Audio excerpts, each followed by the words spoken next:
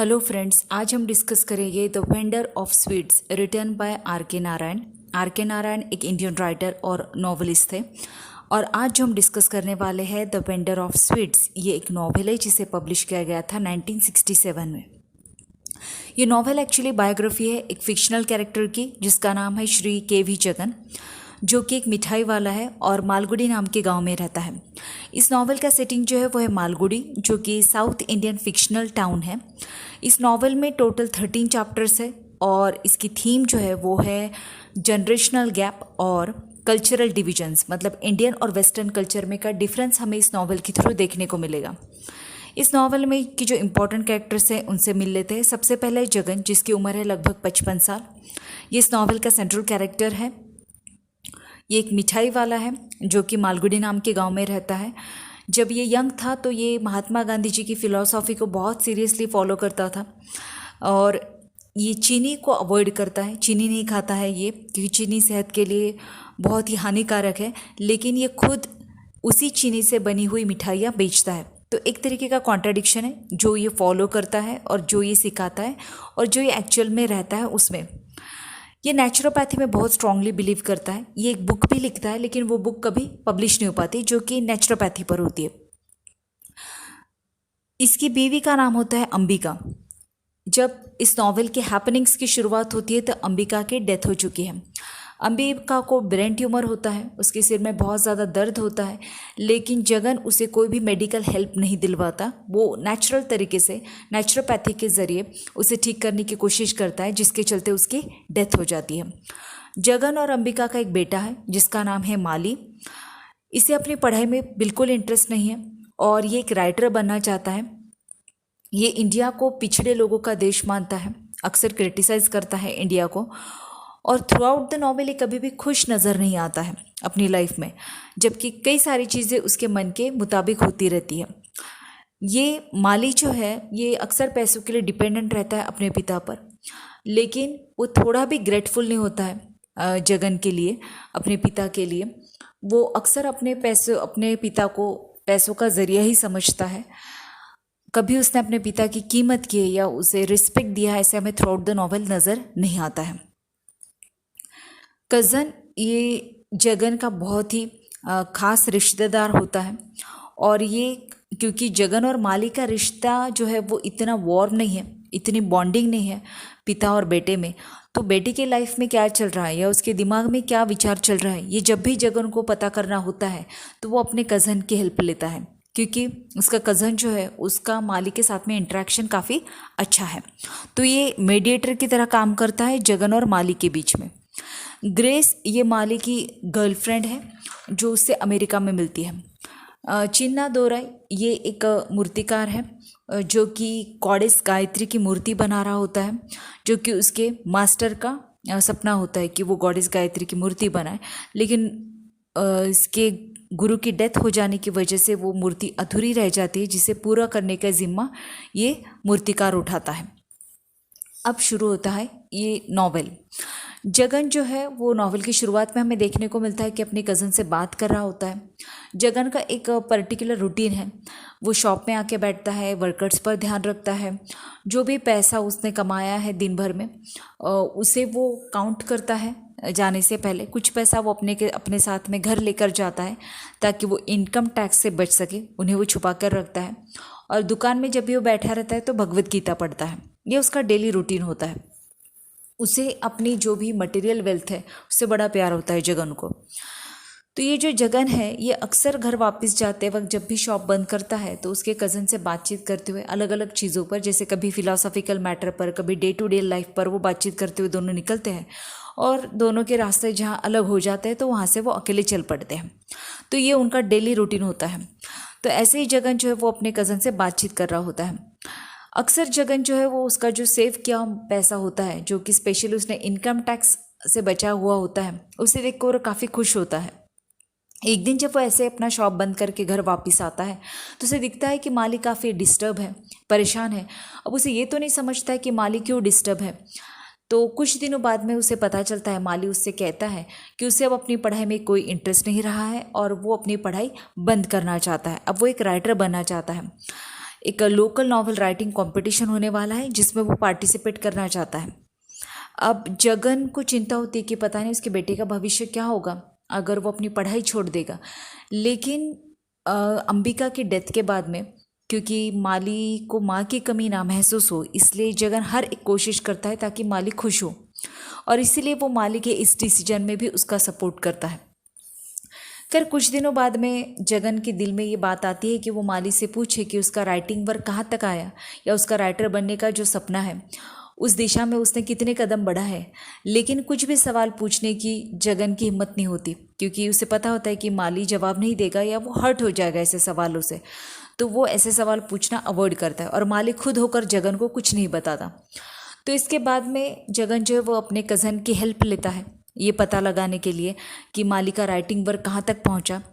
तो जगन का कज़न जो है वो उसे बताता है कि माली जो है वो अमेरिका जाने का प्लान कर रहा है, उसने पासपोर्ट बना लिया है, और ये सारा जो पैसा है वो अपने ही पिता से उसने लिया होता है। मतलब जगन का जो पैसा, मतलब जगन ने जो पैसा छुपा के रखा हुआ होता है घर में, वही पैसा ये माली चुरा रहा होता है ताकि वो अमेरिका जा सके। जब जगन को ये बात पता चलती है तो वो डिसाइड करता है कि वो अपने बेटे के इस डिसीजन में सपोर्ट करेगा। खैर माली अमेरिका चला जाता है, लगभग 3 साल तक वो वहाँ पर रहता है। जब माली अमेरिका में होता है तो वहाँ से खत लिखता है अपने पिता को। जब भी माली का कोई खत आता है तो जगन जो है वो बार बार उस खत को पढ़ता है। इतना तो उसने भगवद गीता को भी नहीं पढ़ा होता है, क्योंकि माली के लिए उसके दिल में बहुत ज़्यादा प्यार होता है और माली इतना दूर होता है उससे, और वो अकेला ही होता है उसकी लाइफ में, क्योंकि अंबिका तो नहीं होती है। तो इसलिए वो जब भी लेटर आता है माली का तो उसकी लाइफ में क्या चल रहा है, वो वहाँ पर कैसा है जानने के लिए उन लेटर्स को वो बार बार पढ़ता है। 3 साल बाद में जब माली वापस घर आता है, मालगुड़ी वापस आता है, तो अपने साथ में एक लड़की को लेकर आता है जिसका नाम होता है ग्रेस। ये ग्रेस जो है ये हाफ अमेरिकन हाफ कोरियन होती है। और माली जब ग्रेस को इंट्रोड्यूस करवाता है जगन से तो वो ये बताता है कि ग्रेस उसकी वाइफ है। अब जब माली वापस आता है इंडिया तो माली अक्सर इंडिया को जो है वो क्रिटिसाइज़ करता है, ये कहते हुए कि भारत जो है वो पिछड़े लोगों का देश है, और वो गोमांस खाना भी शुरू कर चुका होता है माली। ये सब देखकर, क्योंकि जगन जो है वो हिंदू फिलॉसफी को फॉलो करता है, हिंदू रिलीजन में बहुत स्ट्रांगली बिलीव करने वाला बंदा होता है, ये सब देखकर कि उसका बेटा ऐसी ऐसी चीज़ें प्रैक्टिस कर रहा है, अपने ही देश के बारे में ऐसी चीज़ें बोल रहा है, तो जगन को काफ़ी शौक लगता है। लेकिन धीरे धीरे वो उन सारी चीज़ों को वो एडजस्ट करना शुरू करता है, क्योंकि आखिरकार में वो उसका बेटा होता है। कुछ दिनों बाद में जगन जो है वो ग्रेस के साथ में भी एडजस्ट हो जाता है। शुरुआत में उसे ग्रेस पसंद नहीं आती, लेकिन धीरे धीरे उसे समझ में आता है कि ग्रेस एक अच्छी लड़की है, और वो खुलकर बात भी करती है जगन से, जो कि माली कभी नहीं करता है। तो जगन और ग्रेस के बीच में जो है वो एक अच्छा रिलेशन डेवलप होता है। इसके बाद में माली जो है वो एक दिन जगन से लोन की डिमांड करता है, वो कुछ पैसा मांगता है। वो कहता है कि तुम मेरे बिजनेस में, मैं एक फैक्ट्री जो है वो यहाँ पर खड़ी करना चाहता हूँ जो कि स्टोरी राइटिंग मशीन्स को बनाएगी, और इसके लिए वो जगन को, मतलब अपने पिता को कहता है कि आप मेरे फैक्ट्री में इन्वेस्ट करो, मैं कुछ अमेरिकन कोलैबोरेटर्स है जो मेरी हेल्प करेंगे। तो इस बात पे जगन जो है वो कुछ साफ साफ जवाब नहीं देता है, वो टालते रहता है इस सवाल को। लेकिन ग्रेस और माली दोनों जो है वो उसका पीछा करते रहते हैं कि आप इन्वेस्ट करो, आप इन्वेस्ट करो। आखिरकार जगन एक दिन जब माली उससे बहुत ही स्टर्नली पूछता है कि आप बताओ आप इन्वेस्ट करने वाले हो या नहीं, तब जगन इस चीज़ के लिए मना कर देता है कि वो कोई भी लोन माली को नहीं देगा। हाँ, बस वो इतना कर सकता है कि अपनी मिठाई की शॉप जो है वो उसको दे सकता है, मतलब अपना बिजनेस जो है वो अपने बेटे को दे सकता है, जिस पर माली को बहुत गुस्सा आता है और वो इस ऑफ़र को एक्सेप्ट नहीं करता। वो कहता है कि उसके सपने बहुत बड़े बड़े हैं और कहाँ वो उसे एक छोटी सी मिठाई शॉप देकर शांत करने की या सेटिस्फाई करने की कोशिश कर रहे हैं। इसके बाद में जगन इसी उधेड़-बुन में रहता है कि वो क्या करे क्या ना करे। घर से जो कुछ भी परेशानियाँ हुई होती है माली और ग्रेस की वजह से, तो उसी उधेड़-बुन में रहता है कि तभी उसकी मुलाकात एक मूर्तिकार से होती है जिसका नाम होता है चिन्नादुराई। अब इस मूर्तिकार की जो रहने की जगह होती है, जहाँ पर जगन एक बार उस मूर्तिकार की एक छोटी सी हेल्प कर देता है, पानी से एक बड़ा पत्थर उठाकर लाना होता है जिसमें से एक मूर्ति बनानी होती है, गॉडेस गायत्री की मूर्ति, तो उसके लिए जगन हेल्प करता है। तो तब जगन देखता है कि इसका लाइफ कितना सेक्लूडेड है, यहाँ पे कितनी शांति है, कोई चिंता नहीं है।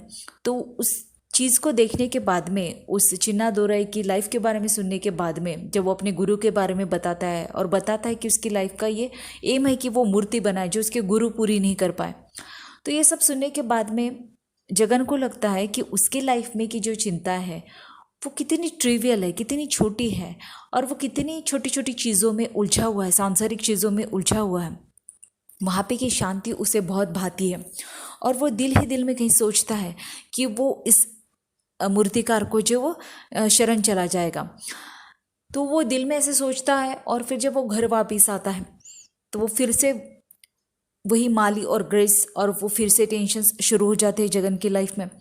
उसी बीच उसे पता चलता है कि माली और ग्रेस की शादी नहीं हुई है।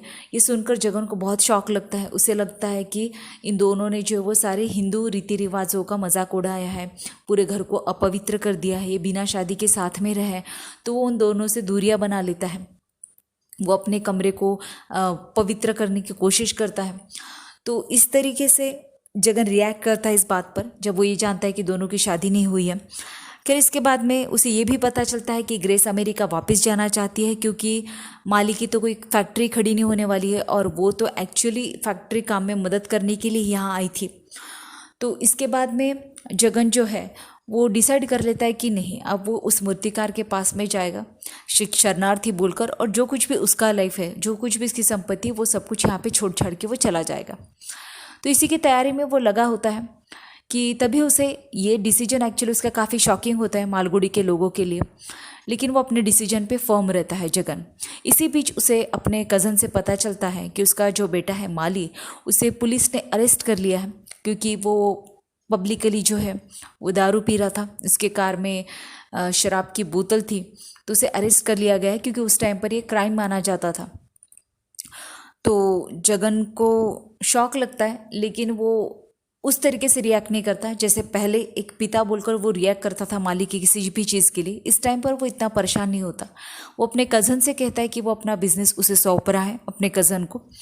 जब माली इस बिज़नेस को संभालने के लिए तैयार हो जाएगा तो तुम ये बिज़नेस उसे हैंड ओवर कर देना, तब तक इस बिज़नेस का ख्याल तुम रखो, ऐसा वो अपने कज़न को इंस्ट्रक्ट करता है। और ये भी कहता है कि जब भी माली को कोई सपोर्ट की ज़रूरत हो, पैसों की ज़रूरत हो, तो तुम उसे, मेरा जो भी पैसा है वो तुम उसे दे सकते हो, लेकिन उसे कुछ दिनों तक जेल में रहने दो, ताकि वो कुछ डिसिप्लिन सीख सके, अपनी गलतियों के ऊपर कुछ चिंतन कर सके, और उसे जेल में कुछ दिन रहना उसके लिए अच्छा होगा, ऐसा जगन कहता है अपने कज़न से। इसके बाद में जगन जो है वो ग्रेस के बारे में सोचता है, क्योंकि ग्रेस को तो अमेरिका वापस जाना है। तो अपने कज़न से कहता है कि अगर ग्रेस अमेरिका वापस जाना चाहती है तो उसके टिकट की व्यवस्था जो है वो करने के लिए मैं तैयार हूँ, और अगर वो यहाँ पे भी रहना चाहती है तो उसके लिए भी मैं पूरा सपोर्ट करने के लिए तैयार हूँ। तो इस तरीके से ये नॉवेल जो है वो एंड होता है।